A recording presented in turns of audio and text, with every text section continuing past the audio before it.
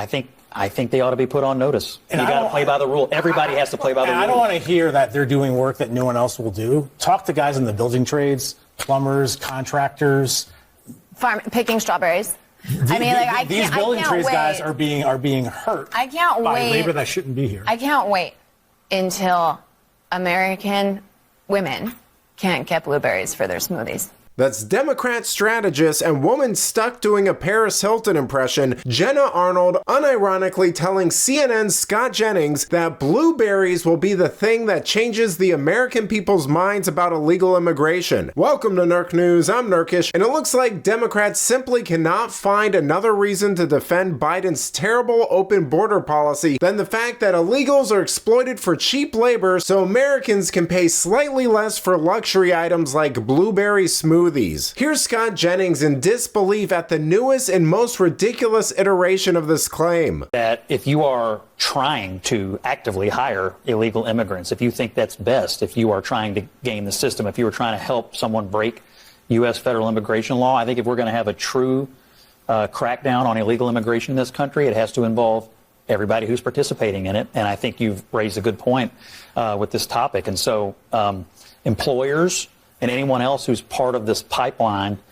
I cannot wait until there is a full crackdown on all small businesses, as if that's going to be the solution to the immigration problem. It is just going to put immigration-related issues further into the darker corners. We're not going to see them. It's just going to become even harder to solve the problem. It doesn't make sense to punish individuals and people when there is a broken system. I mean, look, I think if you came here illegally and you did it, you broke the law, you have to understand it's a new day in America. And number two, I still think the case for total economic collapse, if we have some deportation, is totally overstated. I mean, it's obvious the priority is violent criminals and the second priority is people with existing deportation orders.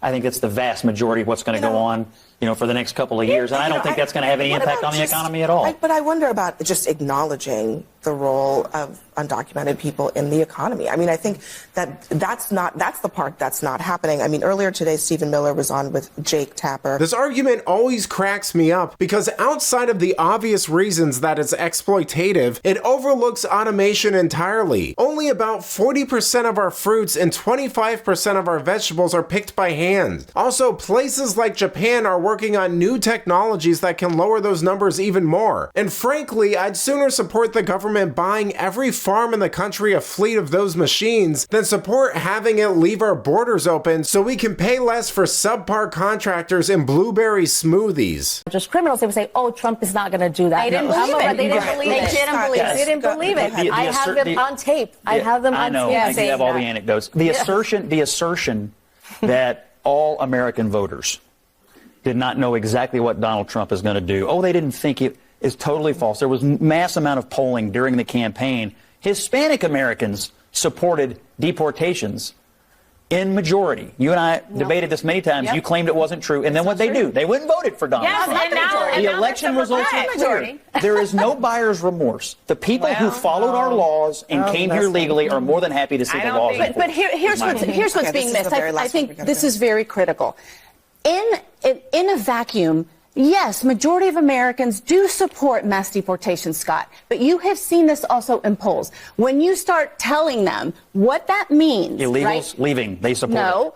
They support that. Yes, they support the criminals. Let me finish. When you start telling them what that means, dreamers, veterans, teachers, first responders, their family, then they say, you know what? These are people that have been here for 30 years. They have contributed trillions of dollars to our economy. Mm-hmm. I prefer to give them a pathway to citizenship. So you know what the solve is, Scott? In order to get rid of all of those illegals, let's give them a pathway to citizenship. That is a win-win for the economy, for us. You're fighting the last battle. He's fighting the next one. Democrats really are all over the place on this issue. After years of of lying to us, they simply can't fathom that this is what the American people want. So they have to come up with narratives like Trump duped his voters, or that they don't fully understand the implications of what mass deportation means. But as Jennings pointed out, that's simply not the case, and the left is running out of excuses to justify this stuff. I mean, first, it manufactured sob stories about illegals before we saw who was actually coming into the country. Then they try to say, sure, there's a lot here, but it's not actually as bad as you think, and the ones who are here are actually heroes who saved us from ourselves during the pandemic. And when that didn't work, their last resort was saying that there's just too many of them to keep track of, it's expensive to catch them, and if we do, wealthy Americans might be upset because they'll lose a servant class. Which, call me crazy, but I don't think resonates with a lot of regular Americans. But let me know what you think. Will more expensive blueberries change your mind on the immigration issue? Let me know in the comments, and if you enjoyed this video, please give it a like and subscribe to the channel. That stuff really does help us out. Until then, this has been Nerk News. Thanks for watching. Bye!